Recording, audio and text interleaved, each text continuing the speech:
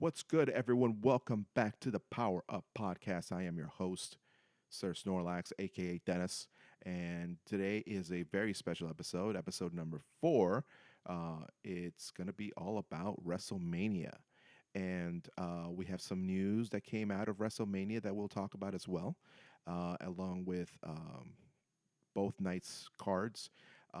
This video is going to be recorded in two parts, so you may see a wardrobe change in the middle of it. Just giving you a heads up, you're not going crazy. But first, I'd like to get some housekeeping out of the way. Episode 4 was not supposed to be this episode. There was supposed to be one more episode before we did this. Unfortunately, I had a weird little medical incident and I lost my voice, so I wasn't able to record anything. But here we are. So the first thing that I want to get into is the big news that came out of WrestleMania after NXT Stand and Deliver, which was the Worlds Collide. WWE has acquired AAA promotion in Mexico. More Lucha Libre. And Worlds Collide is going to be coming June 7th.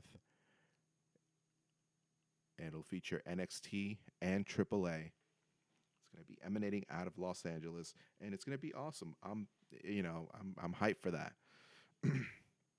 So that's really cool news that came out of the countdown show of WrestleMania after Stand and Deliver. I'm not going to get into too much of Stand and Deliver. We're just going to focus on WrestleMania. I love wrestling. This episode is also going to be a little biased if you haven't noticed.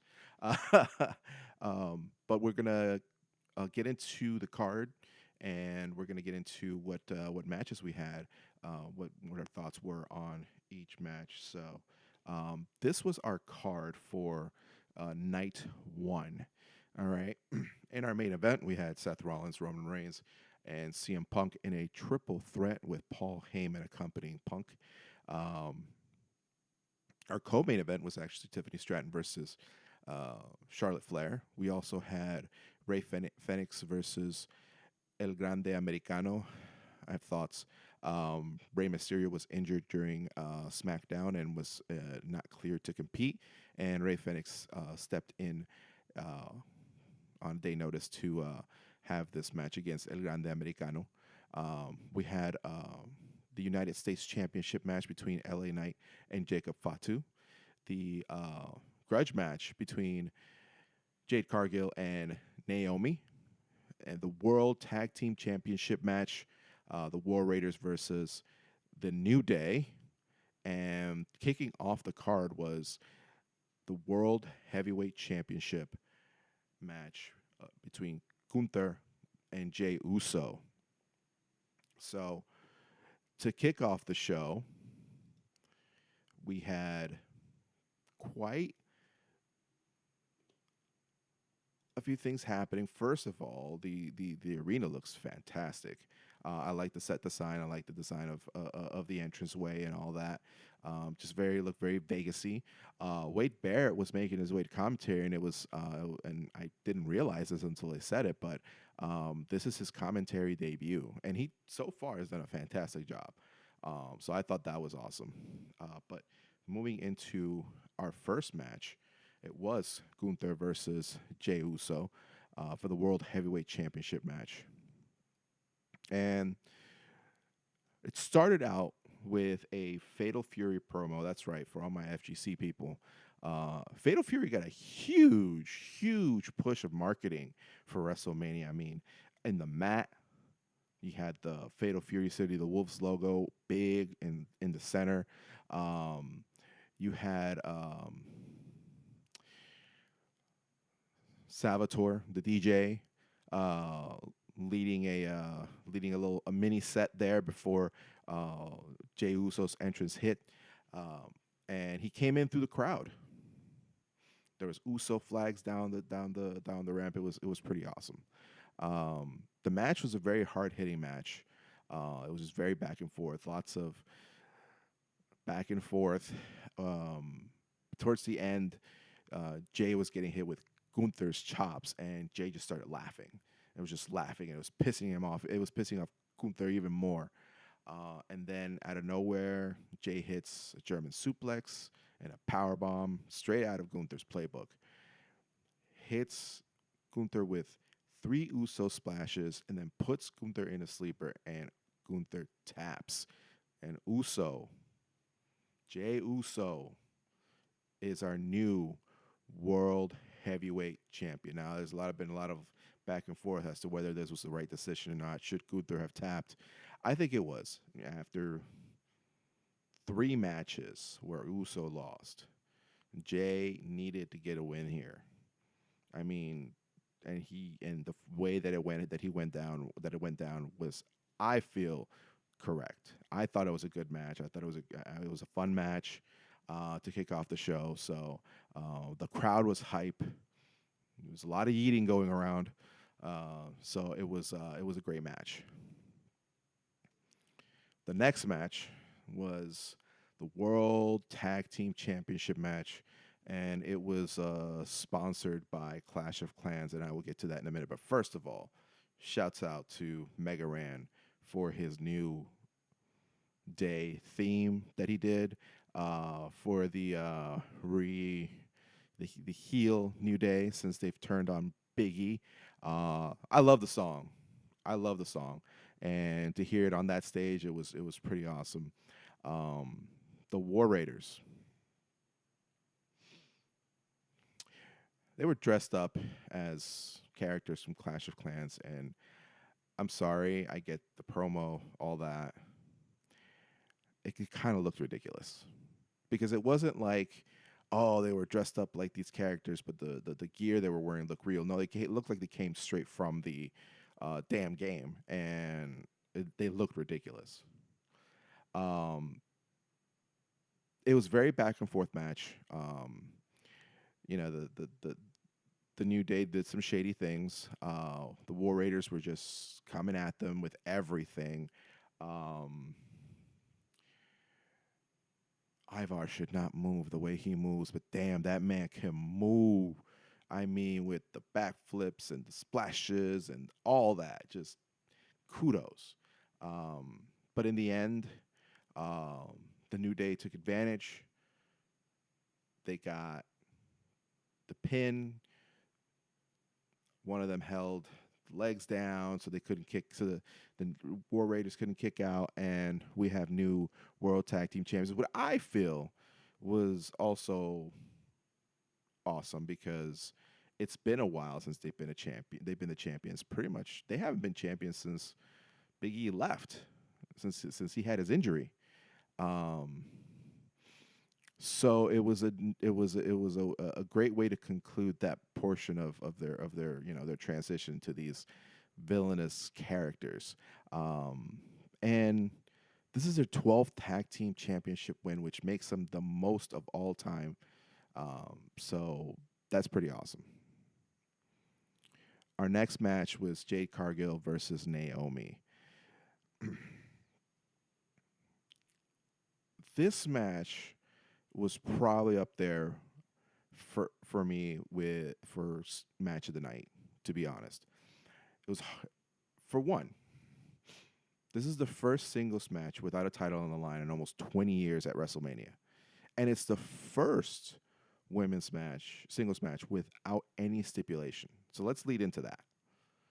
Second, this has been brewing for months since the attack on Jade. We didn't know who it was. We thought it was Livin, Raquel. Everybody blamed Bianca, which I honestly thought so too.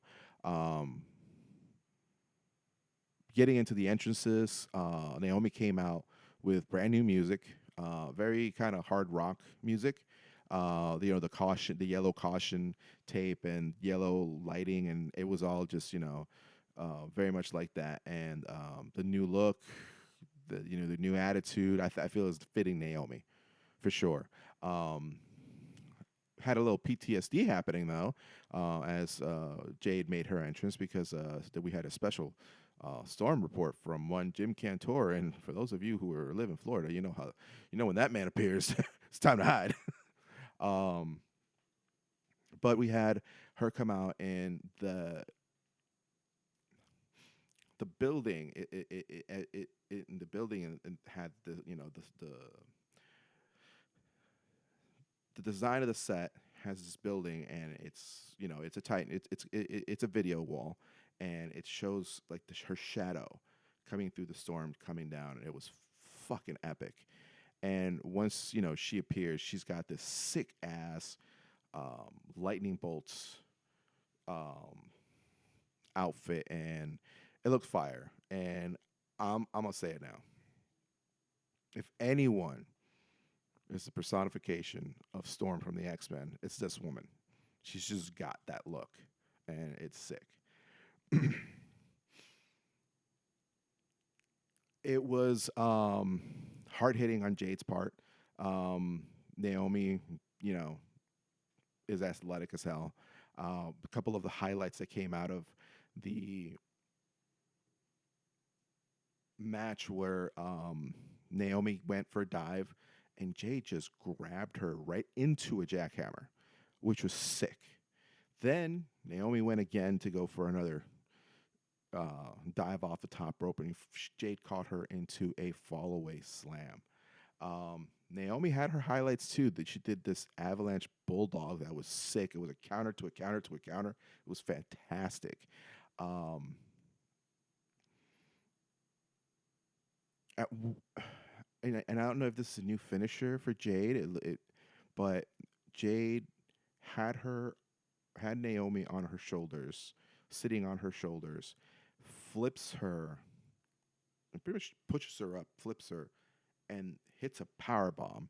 Then lifts her back up, hits Jaded, 1, 2, 3, and Jade Cargill won the match. Um,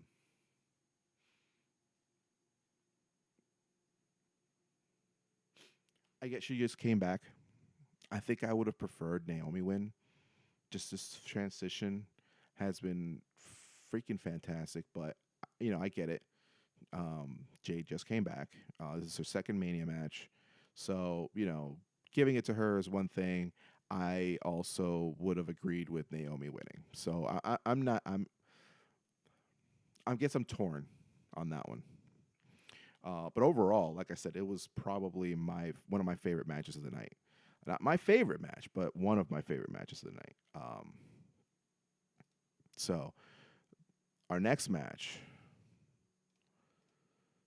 LA Knight versus Jacob Fatu.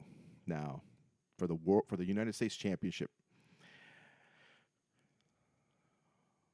Fatu came out flanked by Solo. Came in with this werewolf mask on. Once he removed it, gave it to Solo. Solo stayed behind. LA Knight enters in a fucking Maserati, and the crowd's going crazy. There's the Fatal Fury overheat meter as the noise kept getting louder and louder, just going into overheat, which I thought was awesome. Like I said, all that Fatal Fury marketing has been fantastic.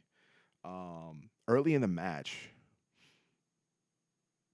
LA Knight hits a BFT, and Fatu counters it not by pushing him off. He went down, but just kind of planked into it. And then LA Knight was just stunned. He just sat there like, what the hell just happened? And Fatu's just, being a menace.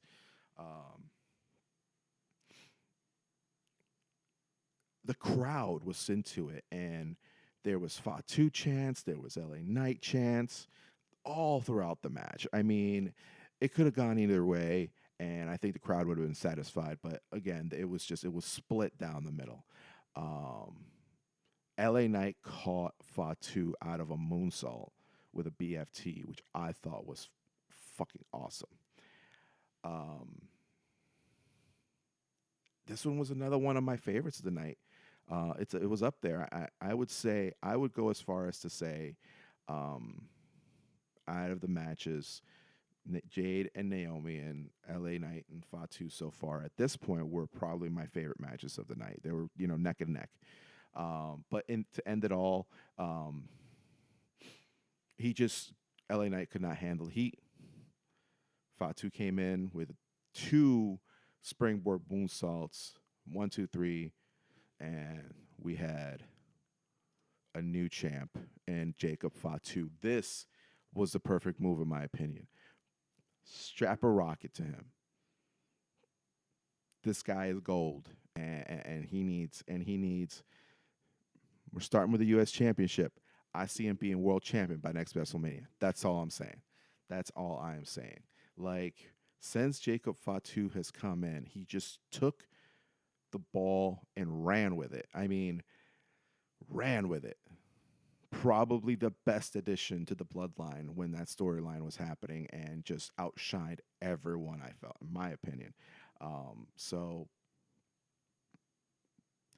during his celebration, Haku was in the crowd and he jumped the barrier to come and congratulate him, which was I thought was very sweet. Um, so it was, like I said, overall great match.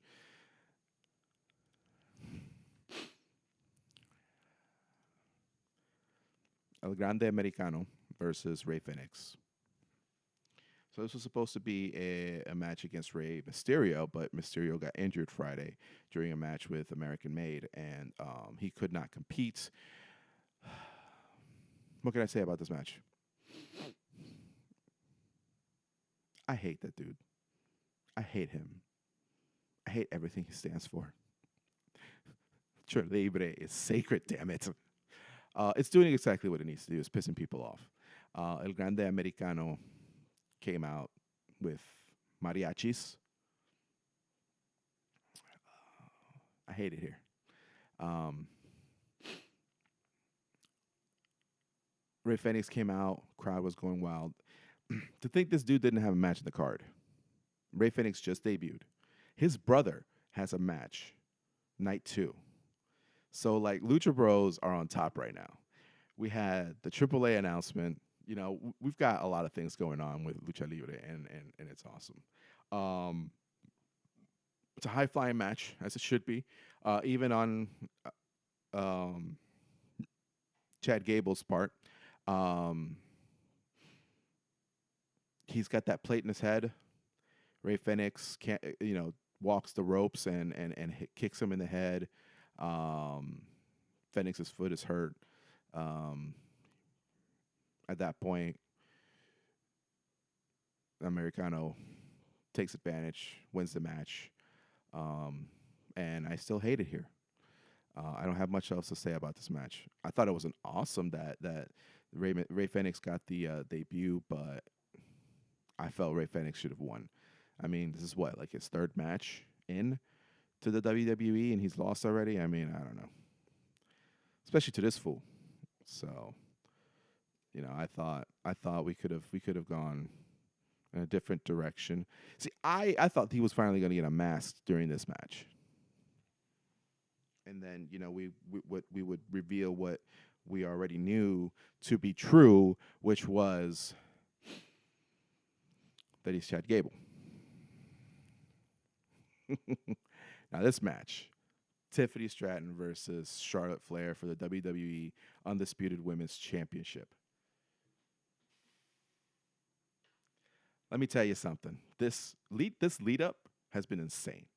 I mean, Charlotte Flair kind of just like completely bullying Tiffany in that first, interview, and then that nasty ass promo they had with one another in the ring where Charlotte's divorces came up and all that personal stuff, and I'll be honest, during that segment, I thought Charlotte was going to lose her shit. I mean, the fucking crowd was completely against her, and I don't think, one, she expected it, two, that she could handle it. I felt she was cracking under the pressure, and Tiffany just took advantage of it. And then, you know, Tiffany makes her remark, slides out the ring, and then Charlotte goes, "Oh yeah, well, Kaiser's in my DMs." That was the lamest comeback she could have ever thrown out. But going into the entrances, this was weird because the champion usually comes in second, but Tiffany was actually the one that made her entrance first. That building turned into a Barbie dream house, and in the middle were three boxes that were revealed to be Barbie boxes. Two were screens of Tiffany in like different outfits, just like posing, and her in the middle with the belt also posing in these Barbie boxes. And they were actually custom made by Mattel, which I thought was awesome. Um, she said, I believe in the post show that this was an entrance she had envisioned back in her NXT days, and it just never came to fruition. And then, Triple H came up to her and said, "Hey, how about that idea? Let's do this." Meanwhile, Charlotte enters in a Rolls Royce. There, the building has a crowd. I didn't notice it until this match that there's a crowd. There's like people in on the balcony of this building, and they were like taking pictures and stuff.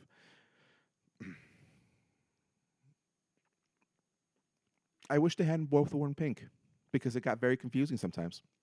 One her head had her hair up, the other one didn't. But eventually that came down. One was wearing pink, the other was wearing pink and blue. It got very confusing because they both do kind of look similar in some of the rolling around that they did. Immediately, just went uh, into a brawl. It was a fun match, but I will say it was kind of sloppy. There were some parts that I think some things were not done properly. I think the communication wasn't there, and I know they beefing and all that. Um, they, but like I said, some of the parts were very much were kind of sloppy. You could tell there was a breakdown in communication at some point in some points of the match. But overall, it was a good match. I think Tiffy, whew, she took a beating. Old girl had a big old welt on her head. She chipped a tooth. Um, so, but Charlotte went after the legs as she always does, and then um, Tiffany went after that injured knee that she had surgically repaired, that Charlotte had surgically repaired, and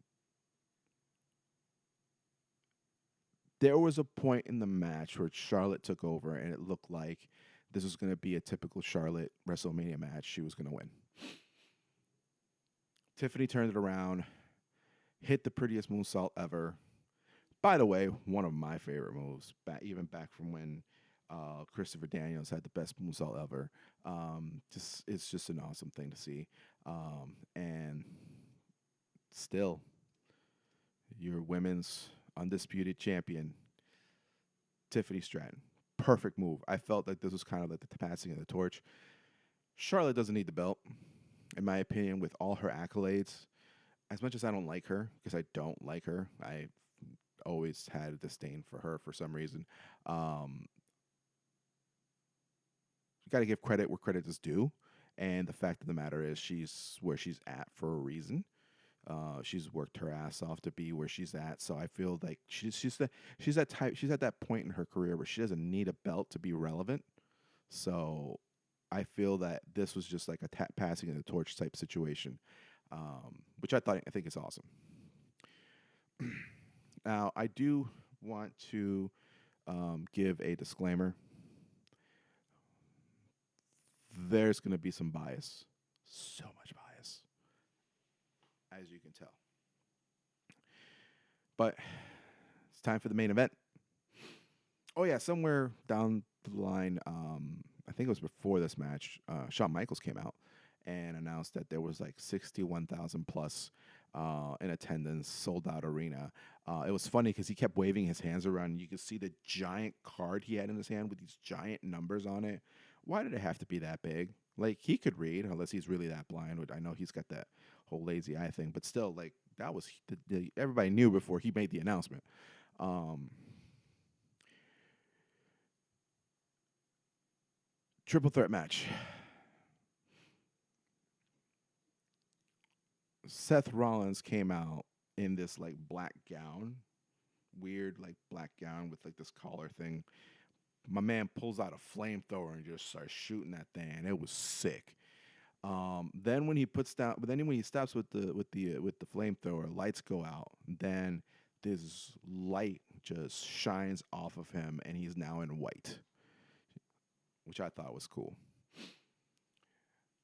Roman comes out. He's got the Ulafala on. He's out on his own. This is probably like the first time in years he's come out to a WrestleMania match without Paul Heyman or the Bloodline. It's just him. and they had these screens coming down as he's walking down the ramp of different images of Roman and the Anoa'i family, the bloodline.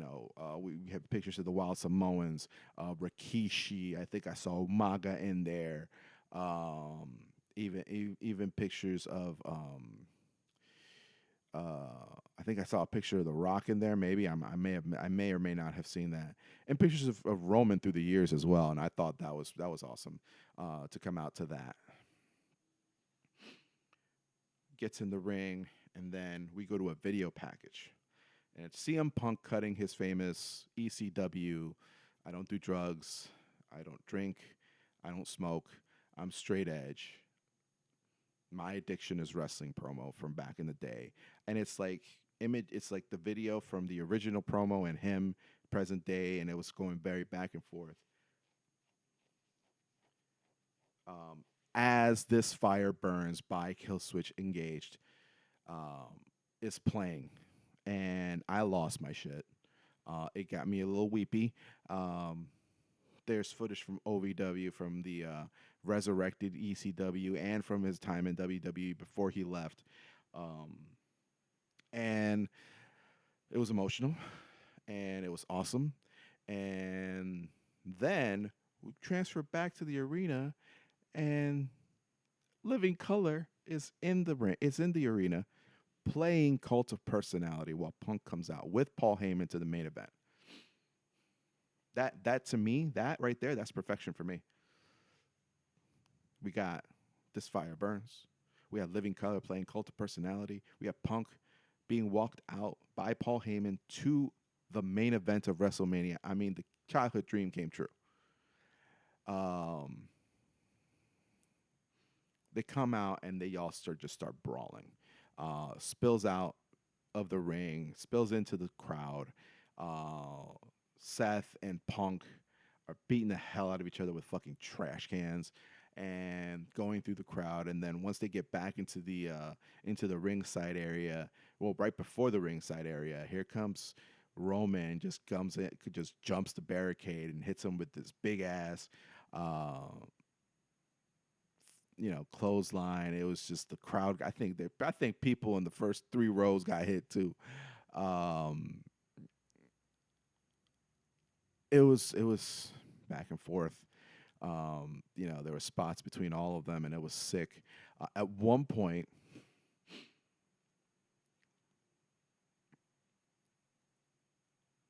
Roman's going in for a spear, and Seth reverses it into a pedigree, which I thought was awesome.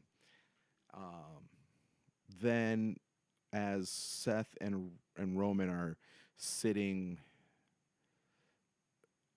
in the ring, Seth is pleading to Roman that they need to take Punk out. Like, they need to cut the cancer. And Roman's like conflicted. And Seth's picked up Punk, and he's like trying to convince him to go for a shield bomb. And then, like, Roman is seemingly going for it. He's like getting ready to shield bomb. And then he just sucker punches Seth. And then he picks Punk up, and he's like, no, I'm going to do this myself. Puts him through the table, picks up Seth, puts him through the table. Like, Heyman's just distraught at this point. He doesn't know what to do. Heyman goes, once everyone's back in the ring, Heyman goes and grabs a chair. And it's conflicting because you got Punk on one side, Roman on the other, on the floor. And, like, they're both looking at Heyman. And Heyman goes and gives Punk the chair, and Roman looks heartbroken. Like, he can't believe it. Like, he's actually helping Punk. Heyman gets in the ring with him and helps get Punk up, and Punk's about to go for the chair shot. And then Heyman low blows Punk and betrays him for a second time. We ain't forgot about that first one. Heyman. All them years ago. Then he hands the chair to Roman. Roman's like, my wife's man is back with me. And then Seth's getting up in the back, and he's like against the ropes, just in the exact position that Roman was in when Seth hit him with the chair when he betrayed the Shield and broke the Shield. And Heyman's like directing him, like, "Remember the Shield, remember?" And Roman's like, "Yeah, yeah, I remember. It's time to get my revenge." He goes for the shot, and Heyman low blows Roman too. And Seth's just standing there now, his back turned to this whole thing, with this smug ass look on his face, like it's happening.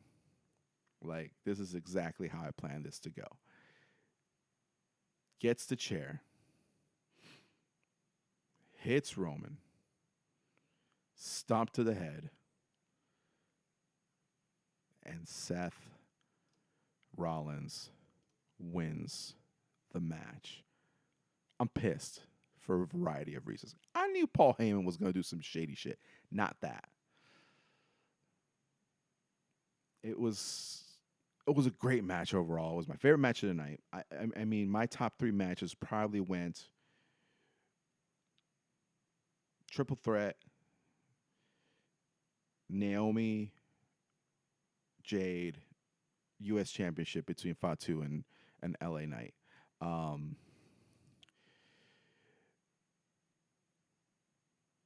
it's going to be interesting to see what the fallout of this is, because both Punk and Roman are pissed, and we'll see how the fallout of this is on Monday. They try to get in the post show, try to get some words from both, and they had nothing to say. Um, Night 1 was great. It was fun. We still have a lot of matches left for night 2. I mean, we still have the Styles versus Logan Paul match. I have a feeling Karrion Kross is going to be involved in that somehow. I don't know. I just feel like like he is. We have the Fatal 4-Way for the IC title. We have Dominic Mysterio, Finn Balor, Penta versus Braun Baker as a champ. We have Damian Priest versus Drew McIntyre. We have the triple threat for the Women's World Championship, Rhea Ripley, Io Sky, and Bianca Belair. We have the tag team match, the women's tag team match that had a weird change. Bayley is injured, and she's out of the match. So Lyra Valkyria had 24 hours as of yesterday to find a new partner. So a lot of speculation is saying that we're going to have Becky come back. That'll be interesting. We know she's in the building because she posted this video of her in Gorilla laughing her ass off with everything that went down in the triple threat. Fuck you, Becky. I thought we was cool. But and then of course the main event of the night, Cody Rhodes versus John Cena. So yeah, we still have a lot to go on tonight for night 2. So stick around. We're going to take a quick break, and then we're going to get into the breakdown of night 2 of WrestleMania 41.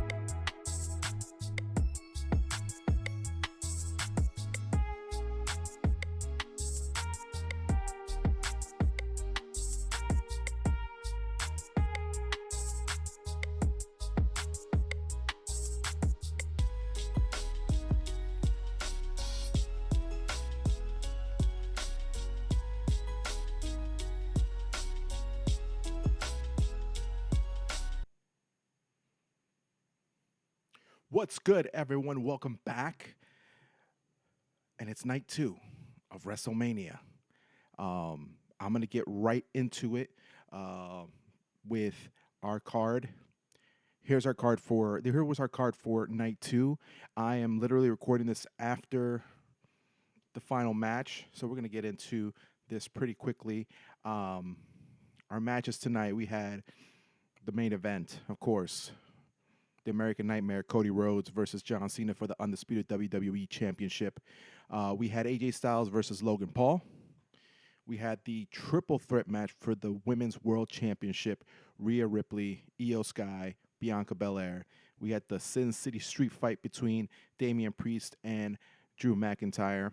We had the Fatal 4-Way Championship match for the Intercontinental Championship, Braun Breaker, Penta, Dominic Mysterio, Finn Balor, and we had the WWE Women's Tag Team Championship champs Liv Morgan and Raquel Rodriguez versus Lyra Valkyria and a partner of her choosing.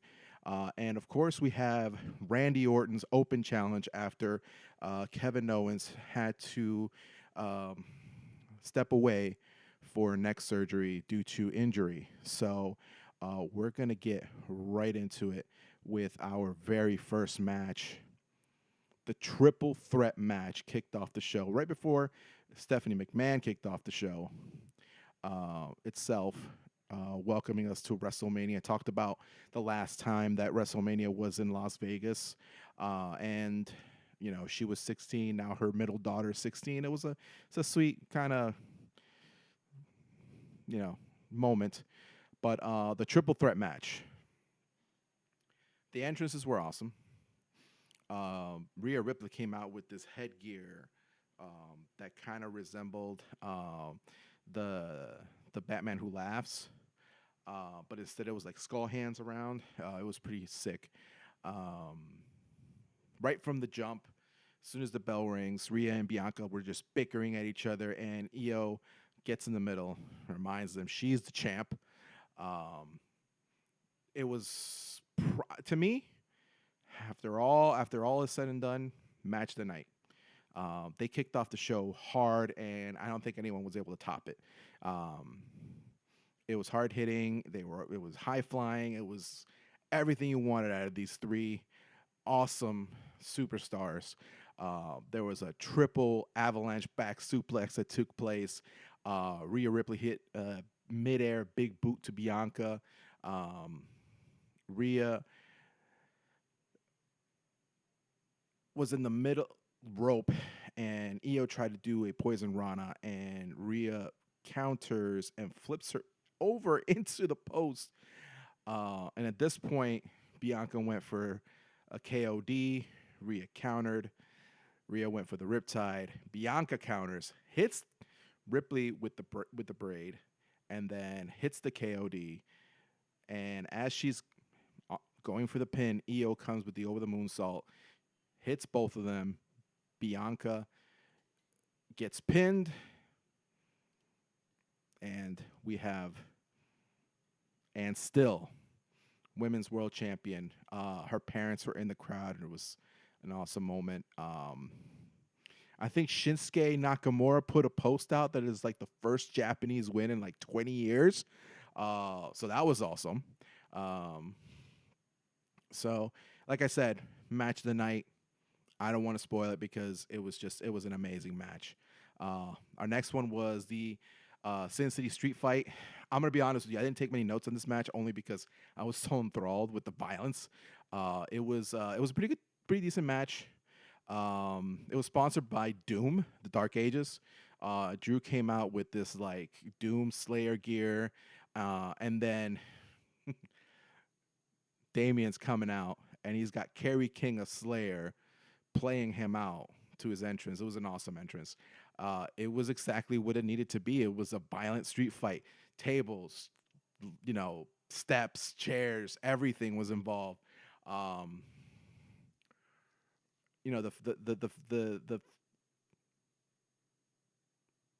fact that you had Damien doing old school just to get pushed off into some tables underneath, get set up with a chair that's in the middle of the ropes in the corner, Claymore, and Drew McIntyre was your winner. Overall, like I said, it was a fun match. It was exactly what it needed to be. It was a violent street fight, and it hit all the marks that it needed to hit. So, um, Drew McIntyre finally getting a win. He needed one. He needed one. Coming into our fatal four-way match now. This one, I'm gonna give it a close second for match of the night. Okay, because it was a pretty damn decent match. Um, Penta came out first, doing his swagger, his strut. The dirty one comes out and he's got a white lucha mask that he couldn't get off. Balor comes out and he's wearing like yellow gloves, yellow shoes, yellow boots, with the black outfit on, but he's wearing like this, what I'm assuming was a bandana with like Finn all over. I don't even know if the man could see through that. Takes it off. Breaker came out. Dogs were in the house. It was a fatal four way, and it was insane. It definitely was insane, hard hitting. Penta flies out of the ring onto Balor and Dom, who are outside, and Breaker just pounces Penta. My man got some air. Like he got some air uh, in there. Just Braun just displaying the fucking insane power that he's got. Penta was holding up Balor, and Braun just came up right up behind him and just pretty much deadlifted Penta while he's holding up Balor into a double German suplex. Like he already had him up in the air, so there's no way. It was just pure power. The dirty one tries. Latino Heat's Three Amigos. He gets stopped. Carlito at this point comes out into the ringside. And Carlito starts getting involved. Balor was against the ropes. Dom drops kicks Balor and setting up the 619. And in the middle of it, you see Carlito like trying to stop him from doing it. And Dom gets caught. And then Balor stomps Dom out. Penta comes up from behind with the Penta driver. Braun breaks the pin. Carlito is helping Dom. He hits it. He breaks a pin after Penta hit a Mexican destroyer on Dom. He's trying. He pulls a Penta out and gets on the table, and then he's on the announce table, and here is fucking Braun on the other side, and he just spears the hell out of Carlito, and he's out for the rest of the match.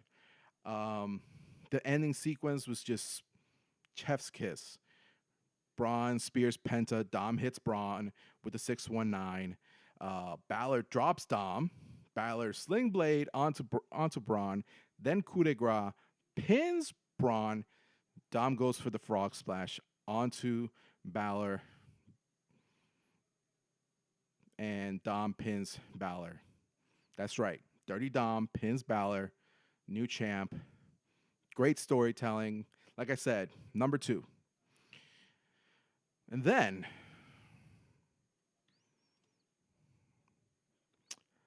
we get into our next match.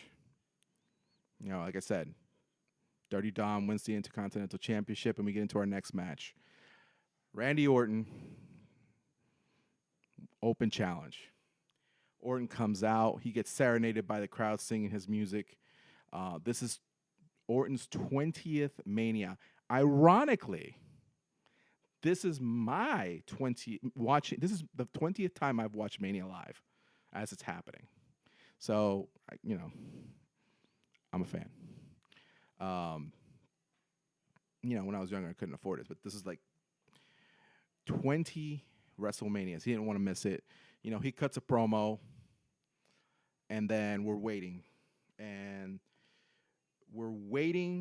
for the opponent, and then say his name and he appears. I believe in Joe Hendry. I believe in Joe Hendry. Cause they love him in London and Paris and Tokyo. that's right. say his name and he appears. The TNA World Champion Joe Hendry is the mystery opponent answering the open challenge against Orton. It wasn't a long match. The crowd quickly got behind Joe, chanting, "We believe." At the beginning of the match, Orton goes for an RKO. Joe counters for a roll up. Little bit of a back and forth. Joe went for the standing ovation. Randy hit him with a thumb to the eye. Joe goes for a fall away slam, kip up, hits the pose, hits the pose. And then he gets hit with an RKO. Orton wins. It was awesome that TNA got put into, the TNA champion got put into a match at Mania. It sucks that KO wasn't able to due to his injury, but this probably was the next best thing. It's just, Joe Hendry is awesome. We believe in Joe Hendry. But of course, as I said, Orton took it. It was not a big, long match, but it was enough, for me at least. Our next match was AJ Styles versus Logan Paul. This match, look, I've said it before. I'll say it again. I don't like that motherfucker. Logan Paul. I just don't like him. And I guess in a way he's doing the job he's supposed to because I don't like him and much other people don't. There was a video package that for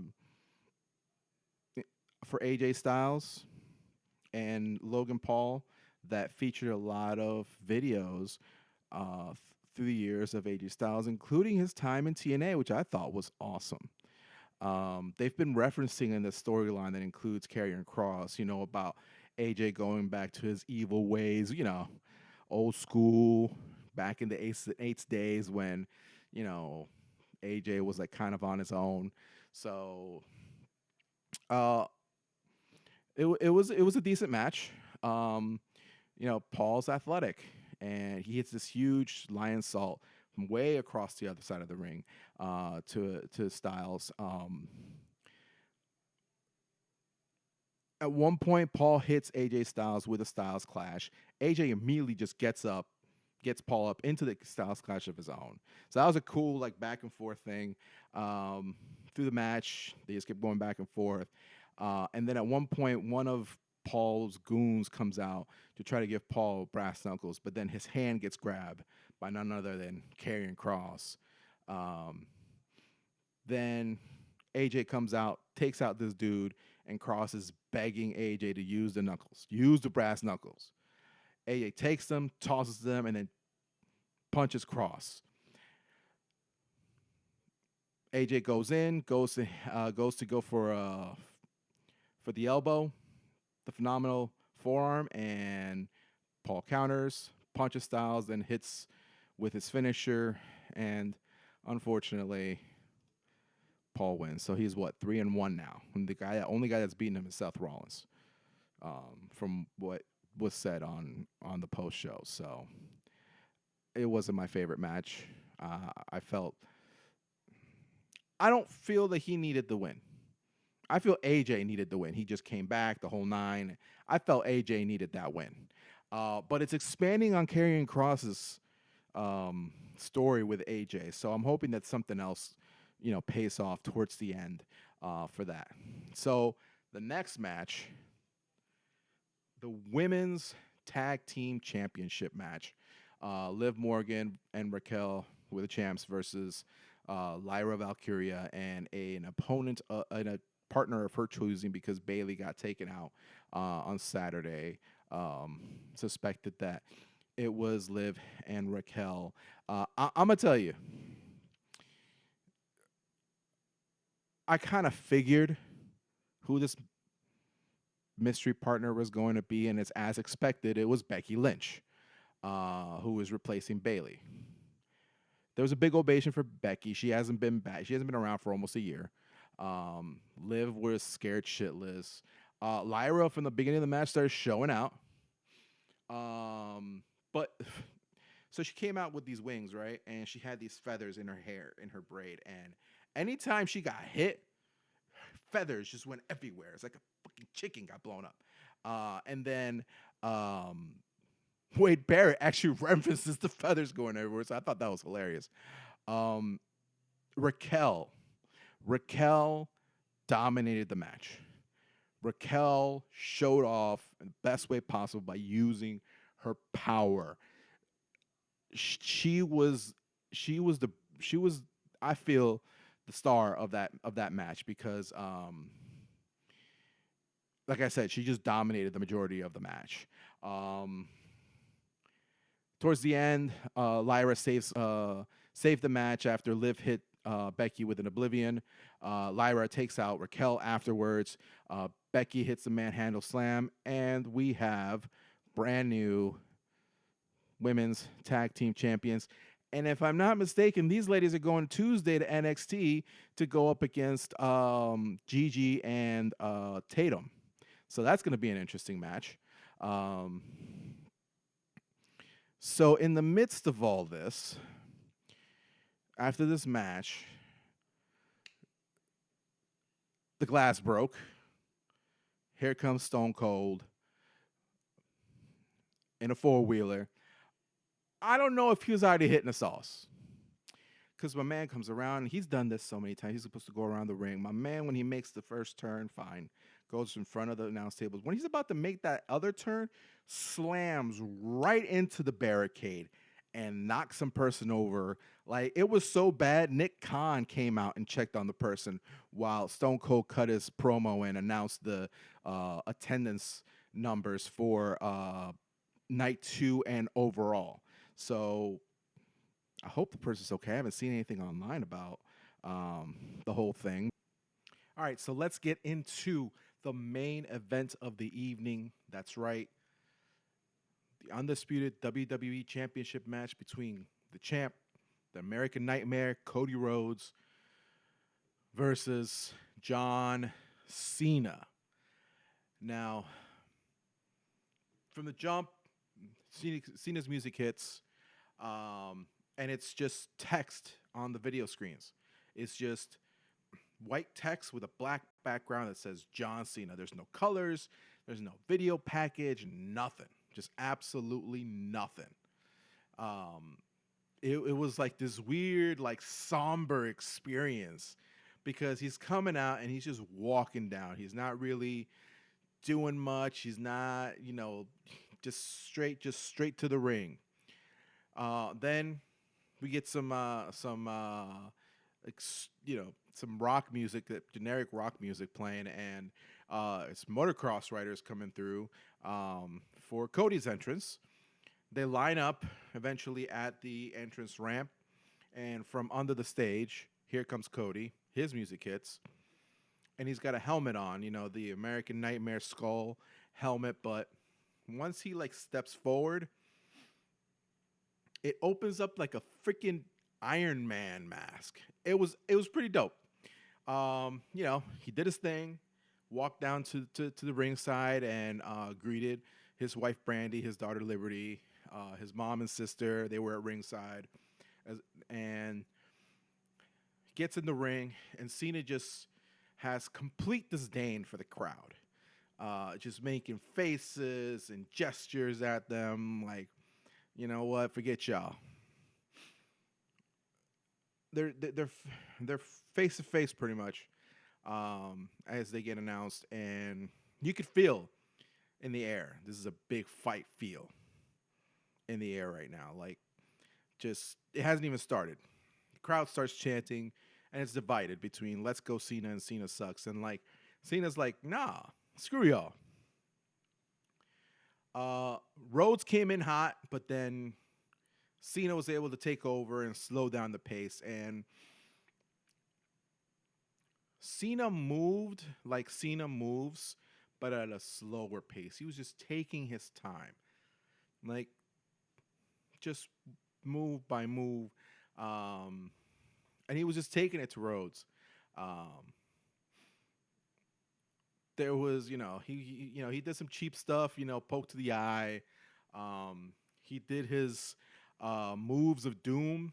He did like the throwback shoulder tackle, and everybody was like, "Oh, they're ready for the five knuckle shuffle." And then he just gets him up, and he does another shoulder tackle. But it's just he's going through the motions. He picks him up. He does the slam, and he like is about to go for the five knuckle shuffle, and then Rhodes pokes him in the eye.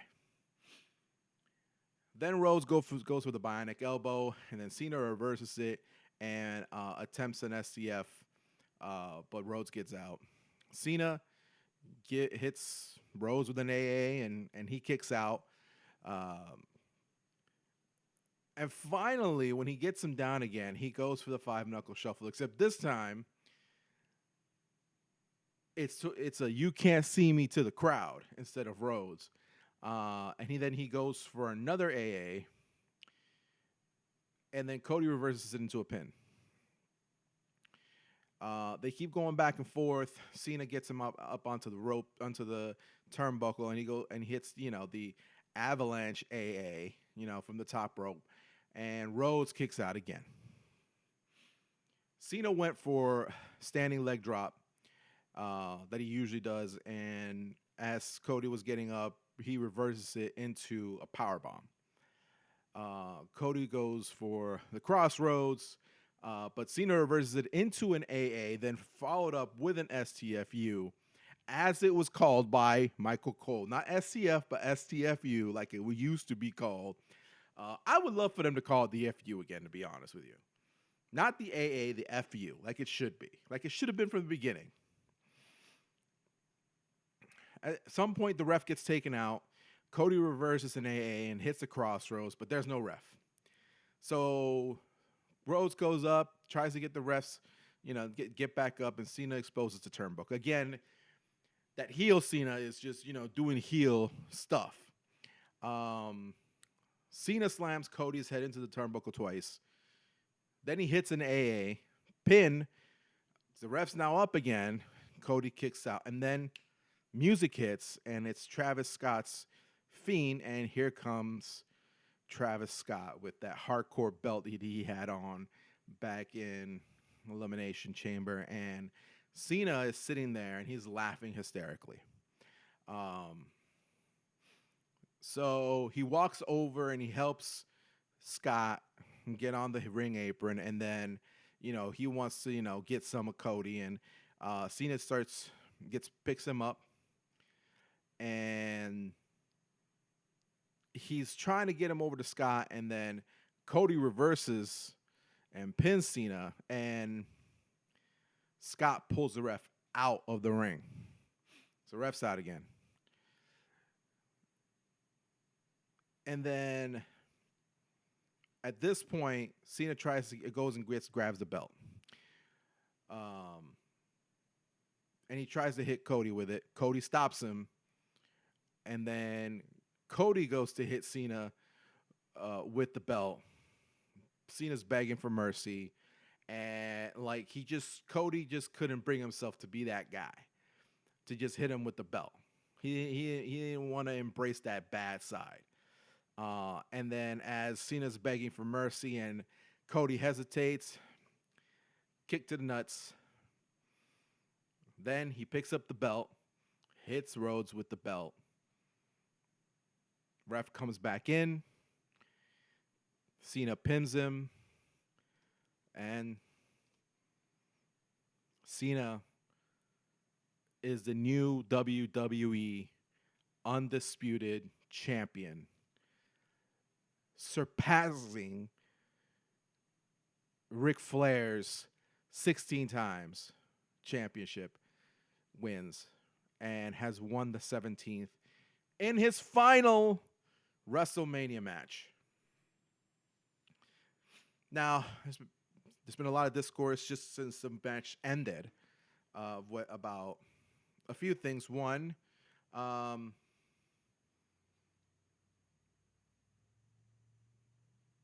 did Travis Scott really need to be involved? Two, where the fuck was The Rock? That's my question. We've been building up this storyline since pretty much the night after WrestleMania of this weird rivalry between Cody and The Rock, and then it culminates into him wanting his soul. He denies him, and then the gesture to Cena. What's the relationship? Now I'm trying to be patient. In the press conference that occurred after the show, Cena didn't answer many questions. I mean, he answered them, but he pretty much told every press person he spoke to is that feels like a clickbait question. And then, you know, he said that he is going to ruin wrestling and tune in Monday night to see how he plans to ruin wrestling. Will we see The Rock? Will Cena explain his relationship with both Scott and The Rock? Like, there's a lot. Um, we end the night with Cena holding up the belt, as shown here, and he walked off. Um,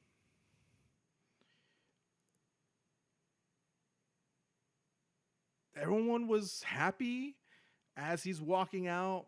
Thank you, Cena chants. Um, where do we go from here? There's a lot of ways this ends. I mean, we got, you know, there's still we still got till December for Cena to officially retire. Will he drop the belt from? I don't know. Now on the overall night, the triple threat with Io, Bianca, and Rhea took the show and ran with it, and no one was able to match that. Excuse me. Um, for the event itself, I would also give it to that triple threat match as the WrestleMania match of the event. With a it's like I wouldn't say 1 and 2.